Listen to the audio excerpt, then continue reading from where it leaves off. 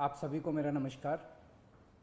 पिछले कुछ दिनों से हम देख रहे हैं कि जैसे जैसे देश भर में कोरोना के केसेस बढ़ रहे हैं, देश के कोने कोने में, हर राज्य में ऑक्सीजन की डिमांड बढ़ रही है, दवाइयों की डिमांड बढ़ रही है, वैक्सीन की डिमांड बढ़ रही है और जगह जगह इनकी कमी महसूस हो रही है।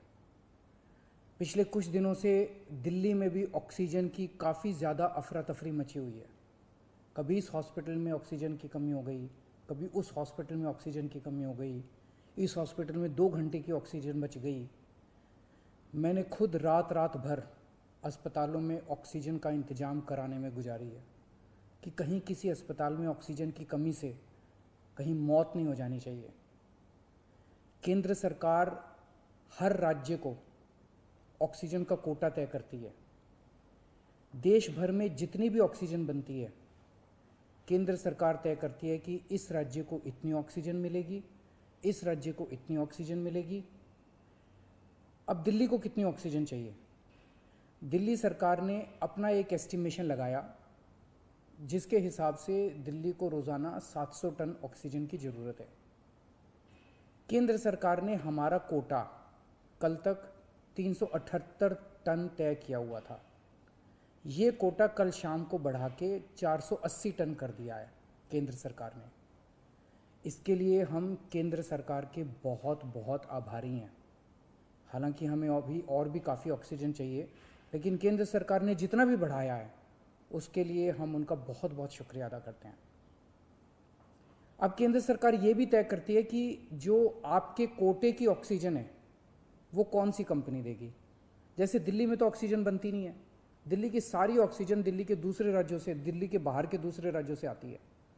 तो केंद्र सरकार तय करती है कि फलाने राज्य की ये कंपनी आपको इतने किलो ऑक्सीजन देगी, फलाने राज्य की ये कंपनी आपको इतने किलो ऑक्सीजन देगी। मान लो राजस्थान की ये कंपनी आपको इतने किलो देगी, हरियाणा की ये कंपनी आपको इतने किलो देगी। तो केंद्र सरकार कंपनियां तय करती है कि किस कंपनी से दिल्ली को अपने कोटे की ऑक्सीजन आएगी।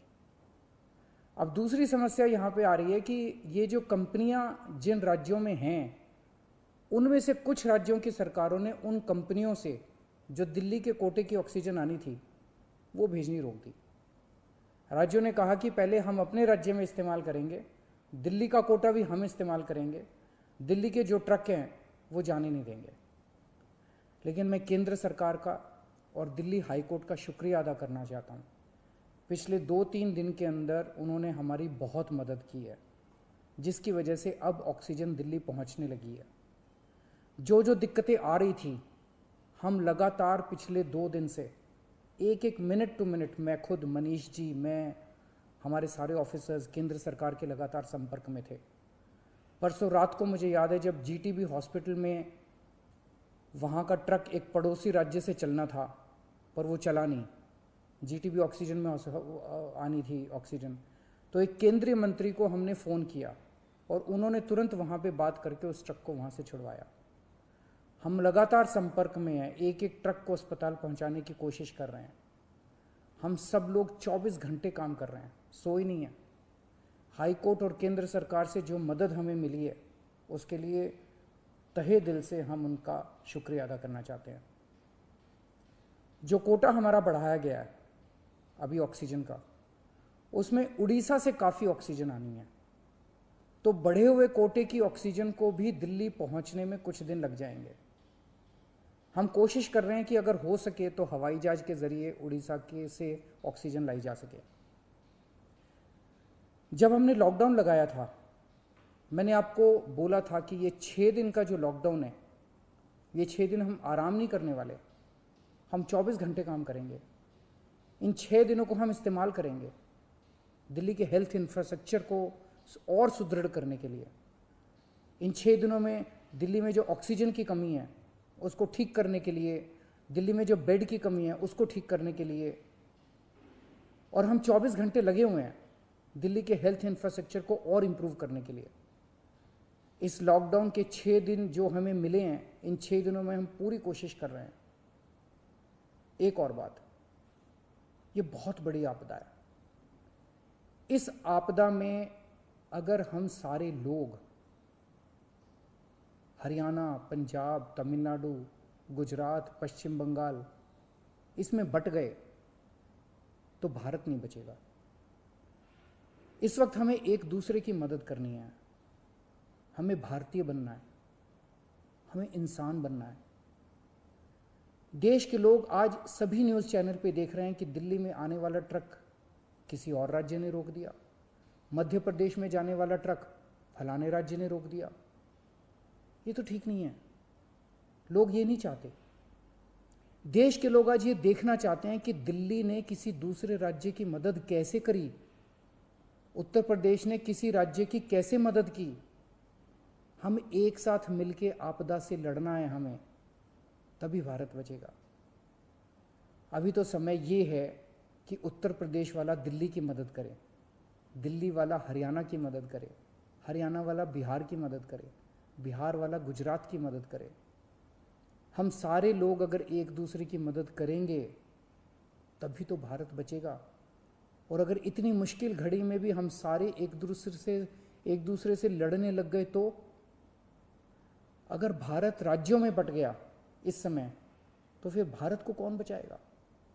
मेरी सारी नागरिकों से अपील है, सारी सरकारों से अपील है कि आइए मिलके एक होके लड़ते हैं। अगर हम मिलके लड़े एक मुट्ठी बनेगी, हमारे सारे संसाधन मिलके एक साथ इस्तेमाल होंगे, हमारी ताकत बढ़ेगी, हमारी शक्ति बढ़ेगी।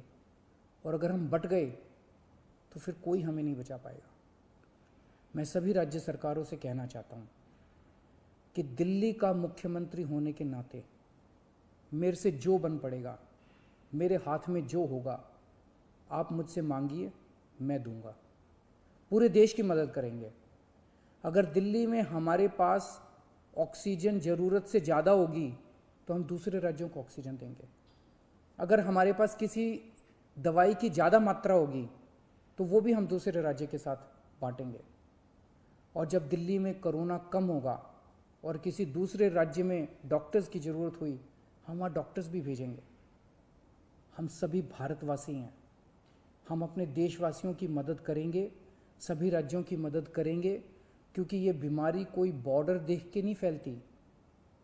मैं उम्मीद करता हूँ कि इसी भावना के साथ हम सभी मिलके एक साथ, सारी सरकारें, केंद्र सरकार, सारी राज्य सरकारें, हम मिलके काम करेंगे, एक भारत बन के काम करेंगे कोरोना को हराने के लिए।